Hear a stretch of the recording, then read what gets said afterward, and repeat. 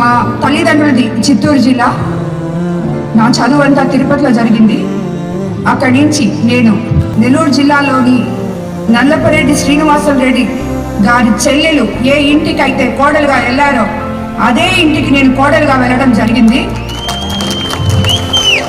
అంటే నేను సోమిరెడ్డి చంద్రమోహన్ రెడ్డి తమ్ముడు హర్షవర్ధన్ రెడ్డిని వివాహం ఆడడం జరిగింది.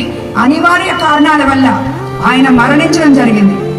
దైవ సంకల్పం తర్వాత నేను ఎంతో మందికి నిలువ నీడనిచ్చే వేమిరెడ్డి ప్రభాకర్ రెడ్డి గారిని నా కుటుంబ సభ్యుల అనుమతితో, నా అత్తగారింటి అనుమతితో, నా బిడ్డల అనుమతితో రెండో వివాహం చేసుకోవడం జరిగింది.